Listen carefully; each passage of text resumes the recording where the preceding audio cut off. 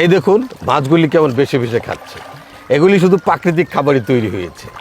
আমি 15 দিন যাবৎ কোনো খাবার দিইনি, আজকে এসেছি আবার খাবার দিতে।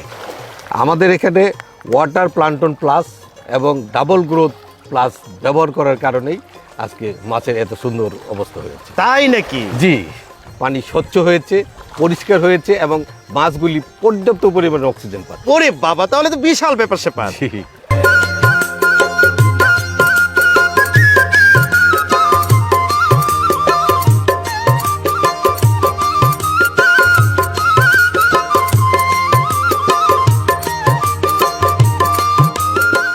সুপ্রিয় মৎস্য খামারি ভাইরা, আপনারা জানেন যে আমরা মৎস্য খামারিদের সংকট, সম্ভাবনা এবং সাফল্যের গল্প আপনাদের শোনানোর চেষ্টা করে থাকি। তারই প্রেক্ষাপটে আজ আমরা এসেছি ঢাকার ভাসানটেক এলাকায়। যিনি এই এলাকায় হাবিব সাহেব, যিনি মৎস্য খামার করে সারা বাংলাদেশে জাগরণ সৃষ্টি করেছেন, তার গল্প আমরা আজকে শোনাবো। হাবিব সাহেব, জি কেমন আছেন? জি আলহামদুলিল্লাহ ভালো আছি, আপনি কেমন আছেন? জি আলহামদুলিল্লাহ ভালো রয়েছে। বিশেষ করে আপনাকে দেখে আরো ভালো লাগছে। আচ্ছা হাবিব সাহেব, আমি শুনেছি যে আপনি একজন পেশায় আইনজীবী, পাশাপাশি এই মৎস্য খামারের সাথে যুক্ত রয়েছেন।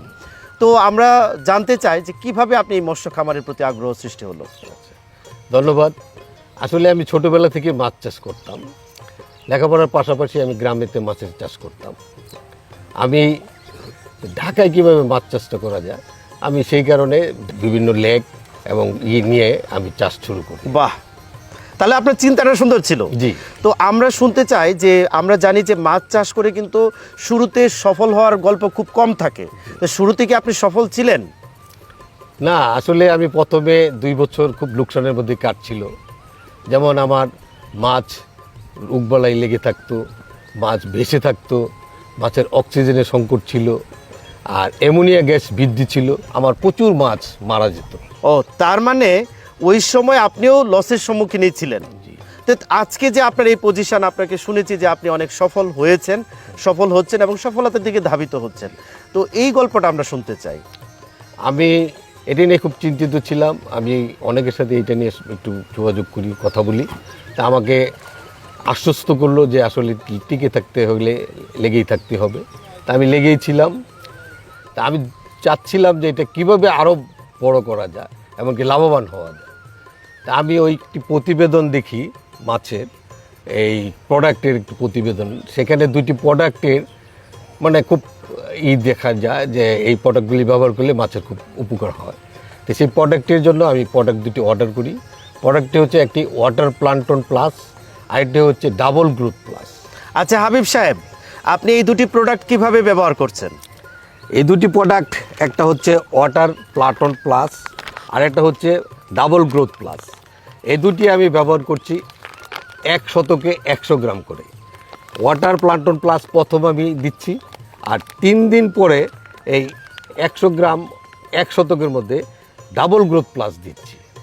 এইভাবে দেওয়ার পরেই আমার দেখেন এই যে মাছের যে পানির রঙটি দেখে বুঝতে পারছেন, এখানে অক্সিজেনের পরিমাণ প্রচুর বৃদ্ধি পেয়েছে, মাছের গ্রোথও বেড়ে যাচ্ছে, এবং কি মাছের যে আগে খাবার যে পরিমাণে দিতে হতো এখন সেই পরিমাণের খাবার, অর্ধেক পরিমাণের খাবার দিলেই আমার মাছ সুন্দরভাবে গ্রোথ দিচ্ছে। আর আচ্ছা, আপনার এই যে মাছের বৃদ্ধিটা কেমন হচ্ছে? মাছের বৃদ্ধিটা আমার আগে যেভাবে খাবার দিতাম সেই তুলনায় অর্ধেক খাবার আমার দিতেই আমার মাছের গ্রোথ, আমি 100 গ্রাম মাছ ছেড়েছিলাম গত 4 মাস আগে, এখন দেখেন প্রায় 1-1.5 কেজি ওজন মাছের মানে গ্রোথ বেড়েছে। বাহ। এবং কি খাবারও কম লাগছে। তার মানে ওই যে আপনি এই দুটি প্রোডাক্ট ওয়াটার প্লাঙ্কটন প্লাস জি। এবং double growth Growth plus, Plus, এই দুটি প্রোডাক্ট ব্যবহার করার কারণে আপনি এই সফলতার মুখ দেখেছেন। জি জি জি। আচ্ছা, তো আমরা জানি যে শীতের সময় মাছ মরে যায়, তারপরে হচ্ছে গ্রীষ্মকালেও অনেক সময় মাছ মরে ভেসে ওঠে। দুইটি সিজনেই কি মাছের বৃদ্ধি এবং সমস্যা তো আর হচ্ছে না? না, এখন আর সেই সমস্যা আমাকে মোকাবেলা করতে হচ্ছে না। এখন এটাতেই আমি দেখা যাচ্ছে যে সমস্ত সিজনেই একরকমই মাছের গ্রোথ বৃদ্ধি পাচ্ছে। বাহ। আচ্ছা হাবিব সাহেব, এই যে দেখা যাচ্ছে যে পানি অনেক স্বচ্ছ, সবুজ, মাছ ভেসে ভেসে খাচ্ছে, জি।